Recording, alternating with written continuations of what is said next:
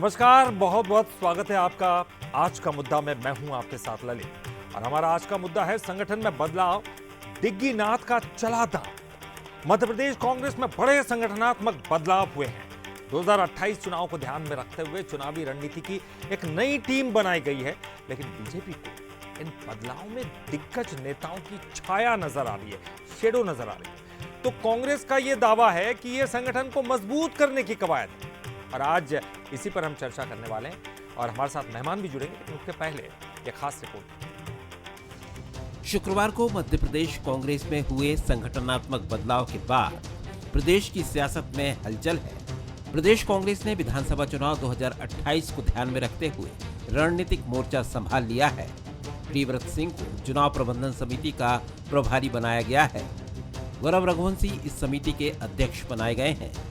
गोरकी बैरागी, मृणाल पंत, शैलेंद्र पटेल और मयंक तेनगुरिया को सदस्य बनाया गया है।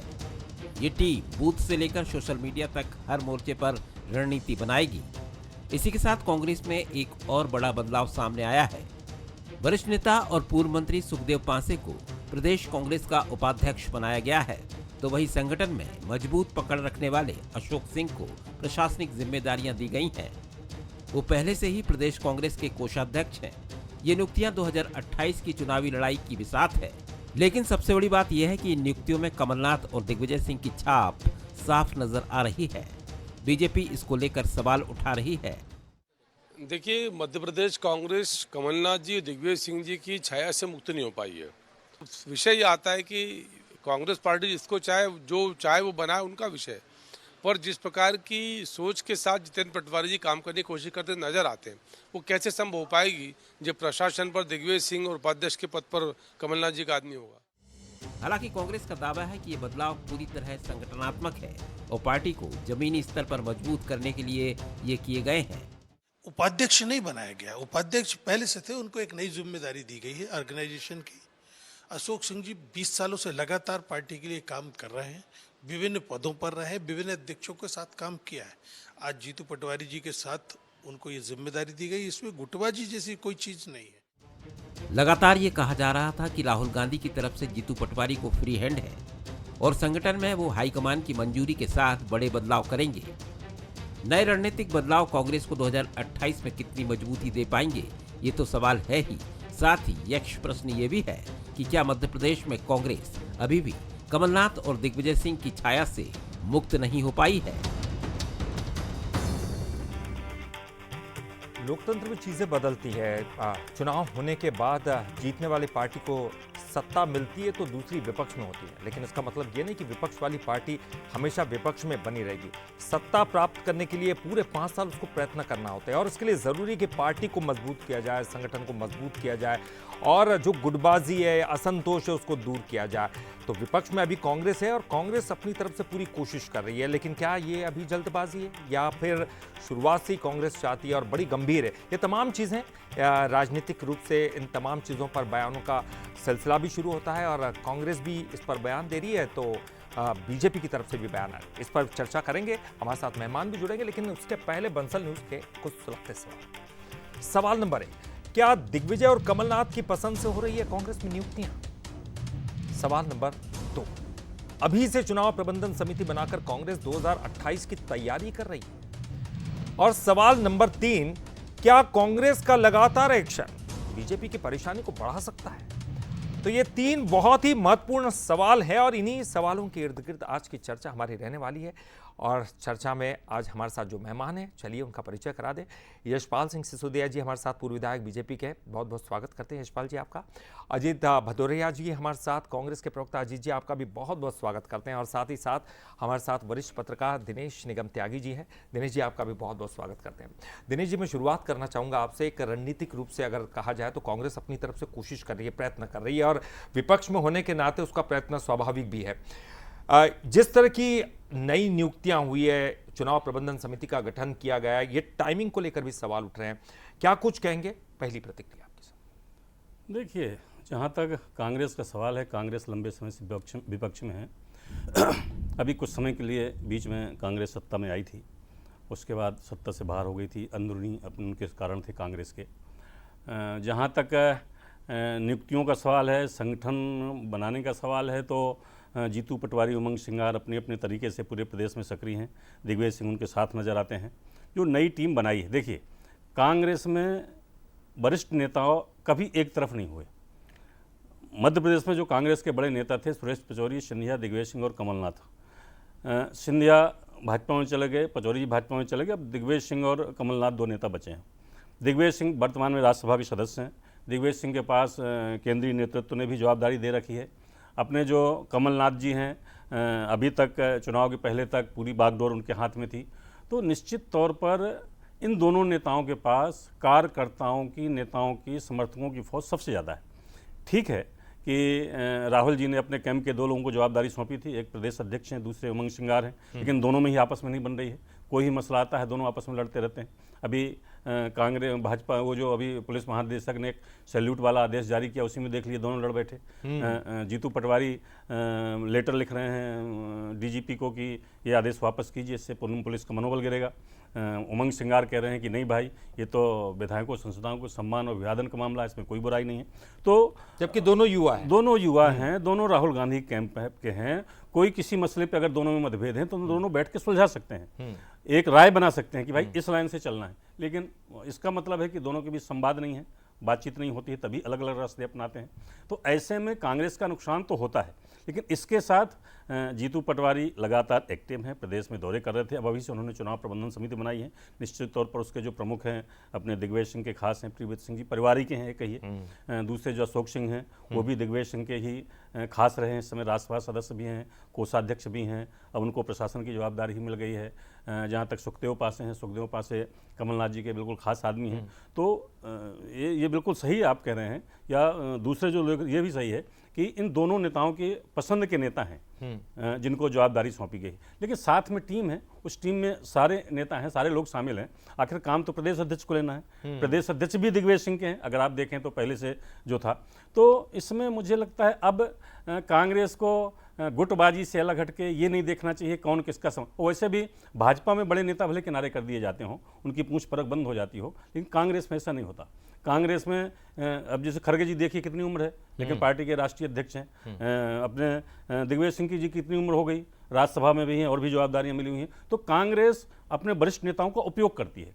उनका उपयोग करते हुए उनकी सलाह से अगर कोई टीम बन रही है, काम करने के लिए आगे बढ़ रही है, तो इसमें कोई बुराई नहीं होना चाहिए। ठीक, ये बात तो आप सही कह रहे हैं कि दोनों का सम्मिश्रण होता है, और युवा वर्ग भी हो, अनुभवी भी हो, तब जाकर टीम बनती है और टीम वो काम करती है और उसका फल भी दिखाई देता है।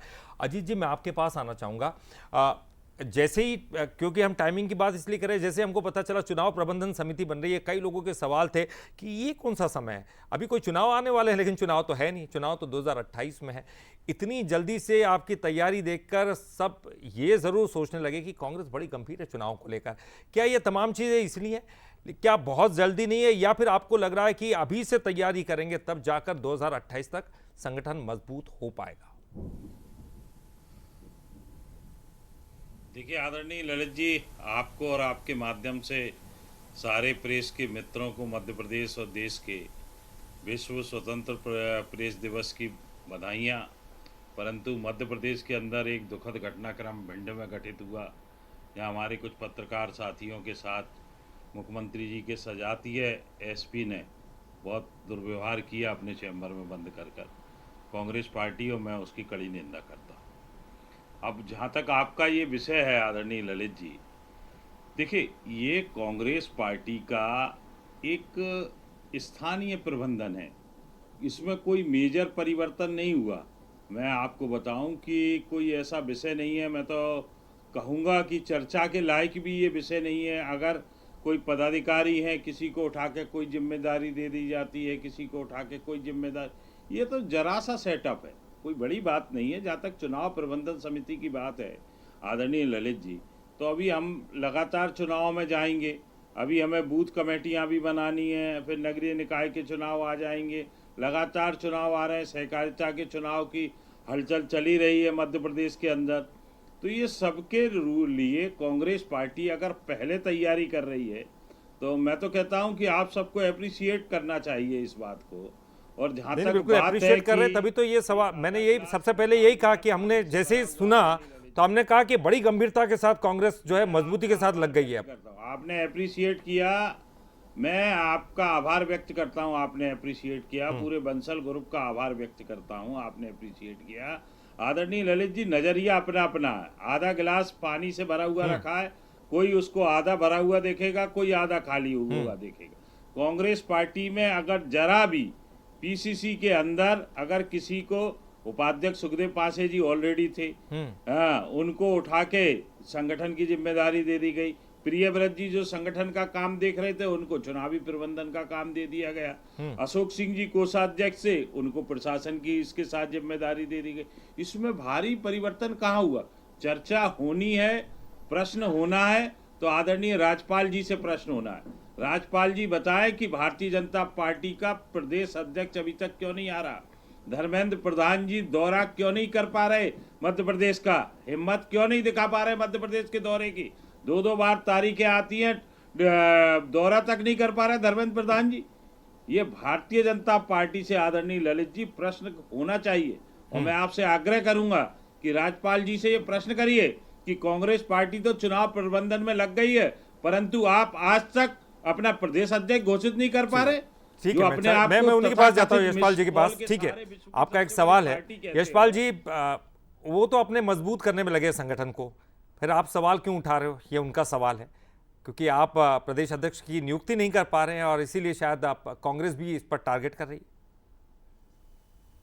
है। देखिए ललित जी, डिबेट का विषय बनाया बंसल न्यूज चैनल में। हमने कोई पीले चावल नहीं दिए थे कि आज की इस नियुक्ति को लेकर के आप डिबेट कीजिए। आपका विषय था, और आपका विषय था तो आपने कांग्रेस को भी बिठाया, भाजपा को भी बिठाया और निष्पक्ष रूप से आदरणीय त्यागी जी को भी बिठाया। और कांग्रेस के प्रवक्ता श्री भदौरिया जी, अजीत जी, आप कैसे प्रवक्ता हैं? आप ये अंतर नहीं बता पा रहे हैं कि मैं यशपाल सिसोदिया हूं और राजपाल से आप प्रश्न कर रहे हैं, राजपाल सिसोदिया से आप प्रश्न कर रहे हैं। अरे भाई, मैं यशपाल सिसोदिया हूं, राजपाल सिसोदिया नहीं। आपकी जानकारी थोड़ी प्रवक्ता महोदय ठीक कर लीजिए जी। आप पूर्व विधायक हैं, मैं जानता हूं आपको। यशपाल जी क्षमा चाहता हूं, आप उसी विधायक हैं, आप उसी प्रकार से बात कर रहे हैं। मेरी बात सुन लीजिए, मैंने आपको डिस्टर्ब नहीं किया। आपकी जानकारी अधूरी रहती है अजीत जी, इसे थोड़ी इसको सुधार लीजिए। दूसरा ललित जी, मैं कहना चाहूंगा ये तो कांग्रेस का अंदरूनी मामला, इसमें भारतीय जनता पार्टी को कोई लेना देना नहीं है। रोज नवाचार करे और रोज प्रयोगशाला। कांग्रेस की देखिए, संगठन में प्रभारियों की बदलना, अदला बदली करने की कांग्रेस की शुरू से प्रयोगशाला के रूप में ये लोग काम करते हैं। ये कैसा प्रयोग है ललित जी कि अभी जिलाध्यक्षों को बदलने की बात जीतू पटवारी जी यहाँ पे करते हैं, और फिर उन्हीं जिलाध्यक्षों को ट्रेनिंग के लिए, प्रशिक्षण के लिए दिल्ली में बुलाया जाता है खड़गे जी की अध्यक्षता में, राष्ट्रीय अध्यक्ष की अध्यक्षता में, और राहुल गांधी जी जो नेता प्रतिपक्ष है, वरिष्ठ नेता है, आपके मार्गदर्शक हैं, उनकी मौजूदगी में। अब वो प्रशिक्षण लेकर के जाएंगे और भोपाल तक आएंगे या अपने अपने क्षेत्रों में जाएंगे, तब तक तो आप जिलाध्यक्षों को बदलने की बात कर रहे हैं। एक तरफ आप बदलने की बात कर रहे हैं, एक तरफ आप उनको ट्रेनिंग दे रहे हैं। और दूसरी बात मैं ललित जी कहना चाहूंगा कि जैसा आदरणीय त्यागी जी ने कहा, मैं त्यागी जी की बात को बड़ी गंभीरता से सुन रहा था, क्योंकि हमेशा निष्पक्ष व्यक्ति की सुनना चाहिए। और उन्होंने जो बात कही त्यागी जी ने कि कांग्रेस में कितना अंतर्द्वंद है, दोनों बड़े जिम्मेदार हैं। एक नेता प्रतिपक्ष है उमंग सिंघार जी, और एक पूर्व मंत्री होकर के पीसीसी के अध्यक्ष है। अगर सैल्यूट के मसले में पत्राचार कर रहे हैं तो दोनों की मानसिकता विरोधाभासी है। ये कैसा संगठन है? ये किस प्रकार का संगठन है कांग्रेस का कि अपने नेताओं के द्वारा बयानों में विरोधाभास आता है? और कांग्रेस 2028 की बात कर रही है ललित जी। 2028 के पहले मैं ईमानदारी से कह रहा हूं, ऐसे कई परिवर्तन होंगे। जो टीम बनी है उस टीम को भी अगर आप देखेंगे तो किनको लिया है? पुराने कांग्रेस के नेताओं के परिवार के सदस्यों को, जो अभी घर बैठे थे, उनको प्रयोगशाला के रूप में काम करने का अवसर दिया जा रहा है। दिग्विजय सिंह जी और कमलनाथ जी को अगर आदरणीय जीतू पटवारी जी, ललित जी और उमंग सिंघार जी अगर दरकिनार करेंगे तो निश्चित रूप से दोनों का वजन है दिल्ली में।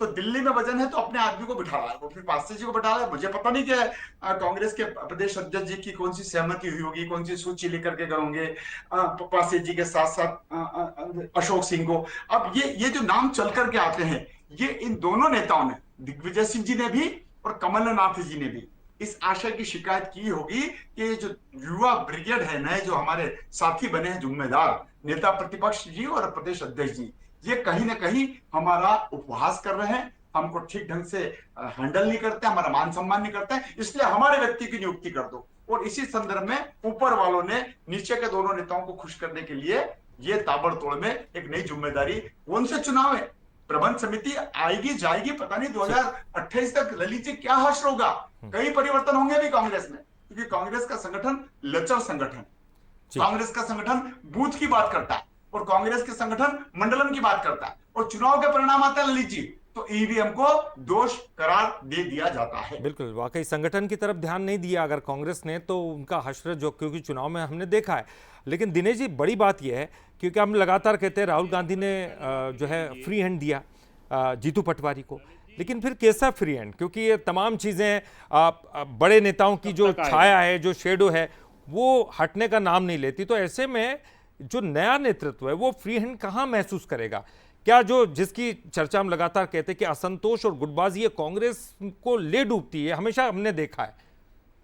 देखिए, जो फ्री हैंड शब्द है, मुझे लगता है फ्री हैंड राहुल गांधी ने दिया, जीतू पटवारी से कब कहा, किसने सुना, ये अधिकृत तौर पर किसी ने बयान दिया कि आगे फ्री हैंड दे दिया कि नहीं दे दिया, ये तो अपनी मीडिया की और जो नेता लोग होते हैं आपस में चर्चा करते हैं उनकी बीच से निकलता है कि भाई राहुल गांधी ने उनको फ्री हैंड दे दिया।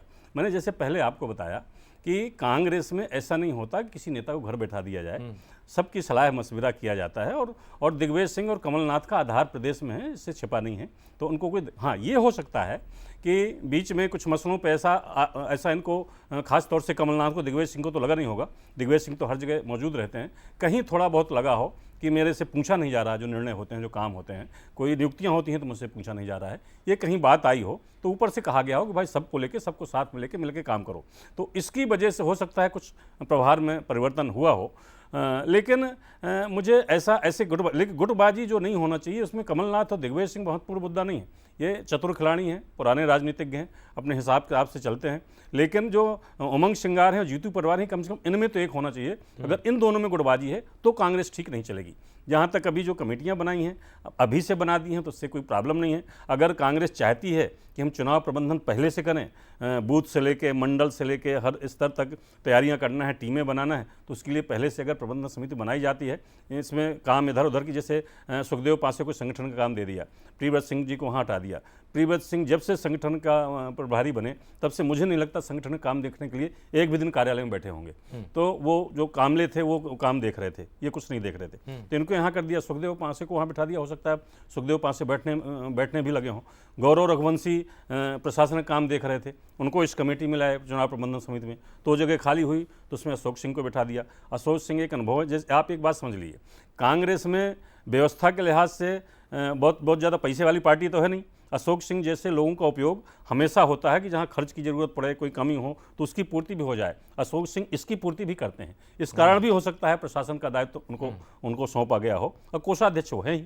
तो इसको बहुत ज़्यादा गुटबाजी की, कमलनाथ और दिग्विजय सिंह के लोग आ गए हैं, इसको बहुत ज़्यादा गुटबाजी के नज़रिए से नहीं देखना चाहिए। हाँ, अपने जीतू पटवारी और उमंग श्रृंगार को चाहिए कि वो एक होकर काम करें, वरना मैसेज गलत जाएगा। और दिग्विजय सिंह की तो जैसे कितनी चलती है आप इससे अंदाज़ लगाइए, कभी वो गुस्सा हो जाएंगे, कहेंगे भाई ऐसे नारे नहीं लगाओ, ऐसे बैनर नहीं लगाओ, मंच पे नहीं आओ, वरना मैं मंच पे नहीं बैठूंगा। लेकिन आपकी बात से वो याद आता है, क्योंकि वो एक गाइडलाइन तैयार की गई कि मंच पे कौन से फोटो लगाने चाहिए, मंच पे कितने लोग होना चाहिए, और हमने देखा भी कि दिग्विजय सिंह जो नाराज हुए थे कि मैं नीचे बैठता हूँ फिर बाद में ऊपर। हाँ, मैं ये कह रहा हूँ कि दिग्विजय सिंह ऐसी नाराजगी कई अवसरों पर व्यक्त करते हैं, जब नारे लगते हों, पोस्टर लगते हों।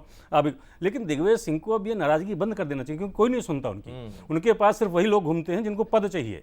आम कार्यकर्ता ये मानता है कि दिग्विजय सिंह कारण पार्टी को नुकसान हुआ है, तो इस कारण दिग्विजय सिंह को मुझे लगता है नाराजगी वराजगी से अलग हटके शांति से जो है मार्गदर्शन करना चाहिए, लोगों को, कार्यकर्ताओं को जोश बढ़ाना चाहिए, और ऐसी नाराजगी, ऐसी घोषणाएं नहीं करना चाहिए जिसको पार्टी मानती ही नहीं है। इससे उन्हीं का उपहास होता है, पार्टी का भी उपहास होता है।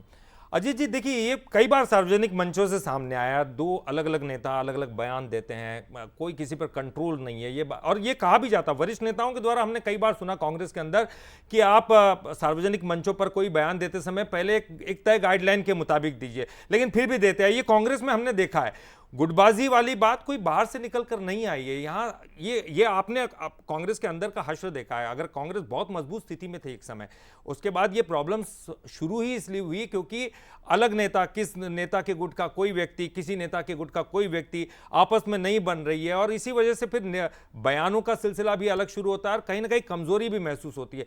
मैंने शुरुआत में ये जिक्र इसलिए किया था कि आपने जल्दी नियुक्तियां कर दी हैं, लेकिन क्या पार्टी का तमाम खेमे जो है वो संतुष्ट है कि नहीं, इस बात का ध्यान रखना बहुत जरूरी था। जी सर, अजीत जी। देखिए आदरणीय ललित जी, ये परसेप्शन क्रिएट किया जाता है। जैसे अभी दिनेश जी ने भी कहा और यशपाल जी ने भी कहा कि आप देखिए ये तो व्यवस्थापक प्रश्न व्यवस्था है, कोई नियुक्तियां नई नहीं है, कोई अपॉइंटमेंट्स नए नहीं है, ये व्यवस्था है कि भाई इसको इस व्यवस्था को दे दिया, सब पदाधिकारी हैं, इसको इस व्यवस्था को दे दिया, जैसे किसी भी संस्थान में चलता रहता है। ये व्यवस्था है, इस पे इतनी बड़ी प्रश्न लगाने का कहीं कोई औचित्य नहीं है। परंतु प्रश्न ये लाजमी है आदरणीय ललित जी, यशपाल जी ने राज्यपाल तो सुन लिया, परंतु मेरे प्रश्न का जवाब आदरणीय ने नहीं दिया कि धर्मेंद्र प्रधान जी कब मध्य प्रदेश का दौरा करेंगे। 3-3, 4-4 तारीख देने के बावजूद भी बीडी शर्मा जी के उत्तराधिकारी आज तक नहीं आए। ये भी तो प्रश्न सबसे बड़ा लाजमी है। आप सत्तारूढ़ दल के अपने आप को कथित रूप से विश्व की सबसे बड़ी पार्टी, सबसे धनाढ्य पार्टी और सबसे अनुशासित पार्टी स्वयं कहते हो, और उसके बावजूद आज 4-4 तारीखें देने के बाद आपने लंबा चौड़ा संगठन के चुनाव का प्रोग्राम जारी कर दिया। अरे आदरणीय यशपाल जी, कांग्रेस पार्टी के जिला अध्यक्ष तो स्टेप बाय स्टेप घोषित हो ही रहे हैं, कोई ये चुनाव का नहीं। जहाँ तक आपने बात दिल्ली की बात की, तो वो दिल्ली में कोई ट्रेनिंग के प्रशिक्षण के लिए नहीं बुलाया गया था। वो जो आपके प्रधानमंत्री जी, भारतीय जनता पार्टी की सरकार चुकी है ना, जातिगत जनगणना के लिए, इस देश का कास्ट सेंसर कराने के लिए, उसके लिए एक सम्मेलन बुलाया था, वहां पे प्रस्ताव पारित किया। उसके बाद वो जो अहमदाबाद में जाके सम्मेलन हुआ कांग्रेस पार्टी का, एआईसीसी का सम्मेलन, फिर वो प्रस्ताव जाके एआईसीसी के सम्मेलन में गया। ये लोकतांत्रिक पार्टी है आदरणीय यशपाल जी, इसलिए यहाँ एक प्रोसेस होता है, उस प्रोसेस के तहत जिला अध्यक्षों को बुलाया गया था। और मैं पूरी विनम्रता से निवेदन करूं आपसे, यहाँ जब चुनाव होते हैं कांग्रेस संगठन के, तो एक चुनाव अधिकारी घोषित होता है, जो प्रदेश अध्यक्ष से लेकर राष्ट्रीय अध्यक्ष तक के चुनाव का जो परिणाम आता है उसकी घोषणा करता है। ऐसा नहीं है कि अमित शाह जी आए, जो आके उन्होंने कह दिया नड्डा जी को। सर ये मत कहिए, ये तो सब राजनीतिक पार्टियों का अपना अपना हिसाब होता है। बीजेपी आप पर भी आरोप लगाती रही है तमाम चीजों की कि आपके यहाँ भी आलाकमान से निर्धारित होता है। मेरा सवाल अजीत जी ये है, देखिए ये तमाम चीजें कमान से निर्धारित नहीं होता है। जब चुनाव की घोषणा होती है ललित जी, तब चुनाव अधिकारी आता है। ठीक है, मैं पूछूंगा उनसे सवाल। उठा के देख लीजिए, गूगल करके देख लीजिए। ठीक है, कांग्रेस पार्टी लोकतांत्रिक पार्टी है, यहाँ पर संगठन का चुनाव मैं ये सवाल तो उनसे पूछता हूँ, आपका सवाल मैं उन तक ले जाता हूँ, आपका सवाल मैं उन तक ले जाता हूँ, जायज है। चलिए अगला कार्यकाल मुझे तो सिर्फ इतना बता दीजिए कि जो नियुक्तियां की गई अभी और भी होने वाली होंगी, इसमें कुछ गुटों की चली है जो हम लगातार चर्चा कर रहे हैं। क्या पार्टी के अंदर जो भीतर घात है, असंतोष है, गुटबाजी है, ये मतलब ये आगे बढ़ती हुई नजर तो नहीं आएगी? ये सिंपल सा एक सवाल है, क्योंकि ये देखना बहुत जरूरी किसी भी पार्टी। आदरणीय, मैं आपसे हाथ जोड़ के कह रहा हूं ललित जी, ठीक सर, कहीं कोई गुटबाजी नहीं है, ठीक, कहीं कोई नियुक्ति नहीं है, ये तो व्यवस्था की गई है। अपॉइंटमेंट्स तो पहले हो गए थे। ये कमेटियां बनाना, जिसपे संगठन का काम है उसको प्रशासन का काम देना, चुनाव का काम देना, किसी को साथ में, ये कोई नियुक्तियां नहीं है। मैं आपसे बहुत विनम्रता से कह रहा हूं, कांग्रेस पार्टी आदरणीय राहुल गांधी जी कांग्रेस के झंडे के नीचे पूरी तरीके से एकजुट है। किसी प्रशासनिक आदेश पे हो सकता है मत भिन्नता हो जाए, परंतु कांग्रेस पार्टी संगठनात्मक रूप से और अपनी नीति के रूप से पूरी तरीके से एकजुट है। ठीक है, मैं यशपाल जी, उनका कहना है कि हमारे यहाँ लोकतांत्रिक तरीके से चुनाव होते हैं और इसलिए प्रॉपर तरीके से जो है वो घोषणा की जाती है। वो बीजेपी पर ये आरोप लगा रहे कि आपके यहाँ वो चुनाव क्यों नहीं है जिस ढंग से कांग्रेस में होते हैं। जी देखिए, आपने कांग्रेस के प्रवक्ता आदरणीय अजीत भदौरिया जी की बात को आपने खंडित कर दिया, इसलिए कि आप जिस प्रकार से अजीत जी अपना वक्तव्य दे रहे थे और आपने स्वयं ने आगे रख के ललित जी उनकी बात को खारिज कर दिया, इसलिए मुझे बोलने की आवश्यकता नहीं है। दूसरा, अभी अजीत जी आप बड़े दम के साथ, बड़ी शान के साथ, बड़ी आन बान के साथ आप अभी पूरे संगठन की इस डिस्कशन में भी आपका जो अंतिम पंक्ति थी, आपका अंतिम जो वक्तव्य था, उसमें आपने राहुल जी के नेतृत्व में झंडे तले आप बात कर रहे हैं। अब आप राहुल जी का तो नेतृत्व बोल रहे हैं, लेकिन आप खड़गे जी का नेतृत्व नहीं बोल रहे हैं। आपके राष्ट्रीय अध्यक्ष का आप सम्मान ही नहीं कर रहे हैं। मेरी बात तो सुन लीजिए। आपने कहा अजीत जी आपने ही कहा, मैं नहीं कह रहा हूं, आपने ही कहा भी चाहे तो रिकॉर्डिंग को चलो मैंने कहा, मैं स्वीकार, तो राहुल जी का नेतृत्व है ना। नहीं देखिए, राहुल जी लोकसभा में नेता, राहुल जी का नेतृत्व, लोकसभा में नेता प्रतिपक्ष हैं, वो कांग्रेस हमारे के नेता राष्ट्रीय हैं, अध्यक्ष नहीं कांग्रेस है। पार्टी के आप बताइए, संसदीय दल के नेता हैं आदरणीय।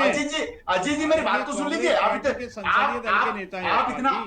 नाराज कांग्रेस पार्टी का जो अजीत जी आप प्रवक्ता हैं, आप कितने अंक देंगे खड़गे जी को, वे राष्ट्रीय अध्यक्ष हैं, या आप कितने अंक देंगे राहुल जी को जो नेता प्रतिपक्ष लोकसभा है? 100 में से 101। दिमाग में हमें गर्व है कि हमारे खड़गे जी आपके दिलो दिमाग में अजीत जी मेरी बात तो सुन लीजिए, मेरी पूरी बात सुनिए। मैंने आपकी पूरी बात गंभीरता से सुनी, मैंने आपकी पूरी बात गंभीरता से सुनी। आप धैर्य रखिए, मेरी बात पूरी हो जाने दीजिए। आपने अजीत जी बड़े शान शौकत के साथ राहुल जी के पक्ष में कसीदे पढ़ ली, उनके झंडे तले नेतृत्व की बात कर ली, लेकिन आपने खड़गे जी का तो नाम ही नहीं लिया, क्योंकि आप चाहते हैं कि गांधी परिवार ही, नेहरू परिवार ही सर्वोच्च रहे, राष्ट्रीय अध्यक्ष सर्वोच्च नहीं रहे। दूसरा, जहां तक भारतीय जनता पार्टी के संगठन का सवाल है, जी आप मेरी बात सुनिएगा। भारतीय जनता पार्टी के चुनाव की इकाइयां बूथ समितियों से लेकर के हमारे प्रदेश के, हमारे जो मंडल के अध्यक्ष हैं उनकी कार्य समितियां, जिले के अध्यक्ष उनकी कार्य समितियां लगभग बन चुकी। और आप बार बार धर्मेंद्र प्रधान जी की बात कर रहे हैं। देखिए अजीत जी, उनके परिवार में भी शोक हो गया था, और शोक के उन 12 दिनों में कोई जाता नहीं है। उनको अगर आप छोड़ दीजिए, भारतीय जनता पार्टी का संगठन तो लंबे समय से चुनाव की प्रक्रियाओं के दौर से ही गुजरता है। ये आपकी जो भी वर्तमान में नियुक्तियां हो रही है, आप इसको मनोनयन नहीं मान रहे हैं, आप इसको नियुक्तियां नहीं मान रहे हैं, आप इसको प्रबंधन समिति मान रहे हैं। आप स्पष्ट तो कीजिए कि समितियां किस आधार पर बन रही है। समय कम, एक आखिरी टिप्पणी ले लेता हूं दिनेश जी, बिल्कुल बहुत समय कम है, आप एक आखिरी टिप्पणी। ठीक है सर, समय बहुत कम था। दिनेश जी एक आखिरी टिप्पणी, क्योंकि हम तो दोनों ही पार्टियों को देखते हैं। जी बिल्कुल। देखिए, जहाँ तक चुनाव को लेकर चर्चा चल रही है राजनीतिक दलों में, तो सच बात यह है कि देश के किसी भी राजनीतिक दल में चुनाव नहीं होते।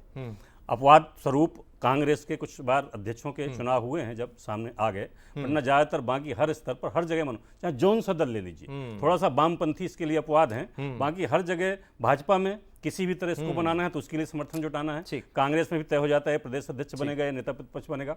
चुनाव अगर राजनीतिक दलों में चुनाव होने लगे तो आप समझ लीजिए देश के अंदर लोकतंत्र वास्तव में मजबूत हो जाएगा। जो लोकतंत्र कहीं कमजोरी है ना, उसकी वजह है कि राजनीतिक दलों के अंदर, यानी कि पार्टी वही मजबूत जिसका संगठन मजबूत है, और संगठन तब मजबूत है जब कार्यकर्ताओं को तरजीह दी जाती है, जो सबसे ज्यादा पार्टी को ऊपर तक ले जाते हैं। लेकिन हमने देखा किसी पार्टी में कार्यकर्ताओं को उतना तरजीह नहीं है, लेकिन संगठन में जो चुनाव होते हैं, अब जो कांग्रेस कर रही है, इसलिए हम लगातार सवाल ये उठा रहे हैं कि ये क्या उनकी रणनीति है या फिर ये उनकी मजबूरी है। खैर, आने वाला समय बताएगा कि कांग्रेस कितनी अपने आप को मजबूत कर पाती है इस संगठन के नियुक्ति के जरिए। हालांकि अजीत जी कह रहे हैं कि नई नियुक्तियां नहीं है, ये तो सिर्फ थोड़ा सा बदलाव है। बहरहाल आने वाला समय बताएगा। बहुत बहुत शुक्रिया आप तीनों का इस डिबेट में पार्टिसिपेट करने के लिए। समय इतना ही था, तो ये हमारी आज की पेशकश, आज का मुद्दा।